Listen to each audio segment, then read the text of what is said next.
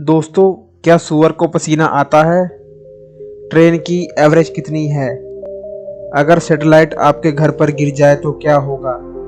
इस वीडियो में जानेंगे सभी फैक्ट्स के बारे में। चलिए शुरू करते हैं। दोस्तों, मछलियाँ तो बहुत है, सबकी अपनी अपनी खासियत है, लेकिन किसी भी मछली में डॉल्फिन के जैसा दिमाग, डॉल्फिन के जैसी खासियत नहीं है। इसलिए डॉल्फिन को दुनिया का सबसे बुद्धिमान प्राणी माना जाता है, बुद्धिमान जीव माना जाता है। दोस्तों, हमने कई बार देखा होगा कि डॉल्फिन को अगर हम रोज मिलने जाए तो डॉल्फिन को भी मनुष्य के जैसा ही लगाव पैदा हो जाता है। लेकिन क्या आपको पता है, डॉल्फिन एक आंख खोलकर सोती है। दोस्तों, सूअर को दुनिया का सबसे गंदा जीव माना जाता है क्योंकि वह सोच खाता है, इसलिए दुनिया में सूअर को सबसे गंदा जानवर माना जाता है। दोस्तों, कहीं पर हमें यह भी सुनने को मिलता है, जहाँ पर सूअर होते हैं वहाँ पर भूत प्रेत आत्माएं नहीं आती। यह बातें कितनी सच है कितनी झूठ है, यह तो किसी को मालूम नहीं। लेकिन क्या आपको पता है सूअर को पसीना आता है कि नहीं? कई लोग कहेंगे सूअर को पसीना आता है, कई लोग कहेंगे सूअर को पसीना नहीं आता। लेकिन दोस्तों, सच्चाई यह है, सूअर को पसीना नहीं आता है। अगर हम कोई सामान खरीदते हैं, हमें उससे लगाव हो जाता है। अगर वह सामान कहीं गुम हो जाए तो हम बहुत ही निराश होते हैं, हम बहुत ही दुखी हो जाते हैं, क्योंकि उससे हमारी यादें जुड़ जाती हैं। लेकिन जब कोई शादी की अंगूठी गुम हो जाती है, उसका दुख हमें जीवन भर रहता है। हमारी शादी की अंगूठी गुम हो गई। कई लोगों को वह शादी की अंगूठी मिल भी जाती है और कई लोगों को सिर्फ पछतावा करना पड़ता है, यानी कि उन्हें शादी की अंगूठी नहीं मिलती। लेकिन क्या आपको पता है, यह जो इमेज आप अपनी स्क्रीन पर देख रहे हैं, इसमें एक गाजर है और गाजर में अंगूठी फंसी हुई है। स्वीडन में एक महिला ने 1995 में क्रिसमस के लिए खाना बनाते समय अपनी शादी की अंगूठी गुम कर दी थी।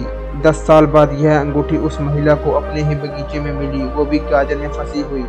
दोस्तों, इस अंगूठी को मिलने के बाद उस महिला की खुशी का ठिकाना तो आप लगा ही सकते हैं। दोस्तों, क्लाउड यानी बादल आप सबने देखे होंगे। आपने बहुत जगह न्यूज़ सुनी होगी कि बादल फट गया और उस गांव में बाढ़ आ गई। दोस्तों, क्या आपके मन में कभी भी सवाल नहीं आता कि एक बादल का वजन कितना हो सकता है, जो उसके फटने से पूरा गांव डूब जाता है, पूरा शहर डूब जाता है? दोस्तों, वैज्ञानिकों के अनुसार एक बादल का वजन 10 मिलियन पाउंड हो सकता है। दोस्तों, क्या आपने कभी फटा हुआ बादल देखा है या आपके गांव या शहर में कभी बाढ़ आई है? जरूर बताना। दोस्तों, कई लोग एनिमल लवर होते हैं और कई लोग गाय लवर होते हैं, यानी कि उनको गाय बहुत पसंद होती है, वह गाय को खाना भी खिलाते हैं। लेकिन क्या आप जानते हैं, अगर गाय गलती से हमारे हाथ पर काट ले तो क्या होगा?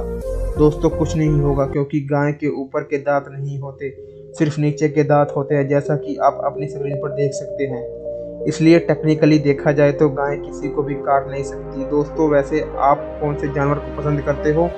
जरूर बताना। दोस्तों, दुनिया में बहुत सारे गाँव हैं, बहुत सारे शहर हैं, लेकिन क्या आपको पता है ऐसा कौन सा शहर है जो सबसे ज़्यादा ऑक्सीजन बनाता है? नहीं पता? मैं बताता हूँ। दोस्तों, भूटान 38,394 किलोमीटर में फैला हुआ भूटान देश पूरी दुनिया में सबसे ज़्यादा ऑक्सीजन बनाने वाला देश माना जाता है, क्योंकि वहाँ 70% जंगली इलाका है, यानी कि 70% इलाका जंगली है।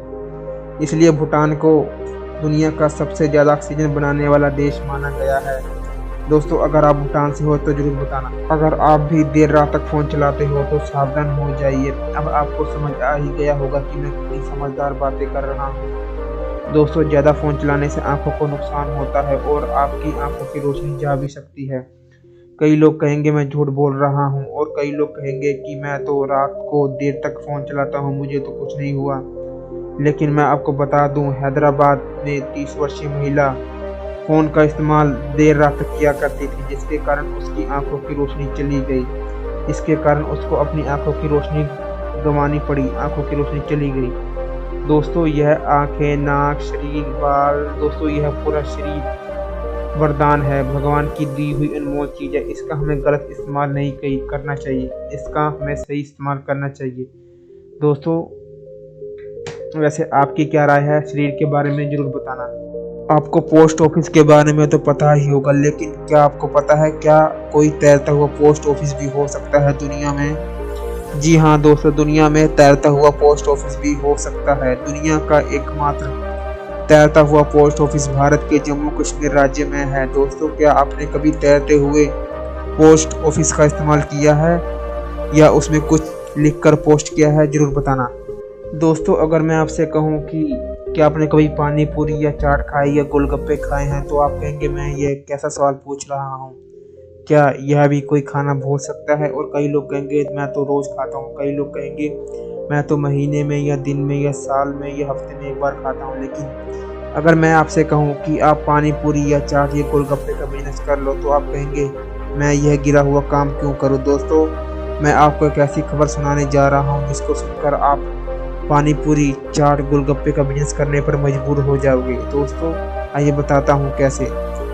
इनकम टैक्स डिपार्टमेंट ने बताया कि 256 करोड़पति पानी पूरी या चाट बेचते थे। दोस्तों करोड़पति हैं पानी पूरी और चाट बेचने वाले, उनको गिरा हुआ मत समझा करो, वो आपसे ज़्यादा अमीर हैं। कई लोगों को ट्रेन में सफ़र करना बहुत ही पसंद होता है और कई लोगों को जहाज़ में सफ़र करना बहुत ही पसंद होता है, लेकिन दोस्तों मुझे तो ट्रेन में सफ़र करना बहुत ही अच्छा लगता है।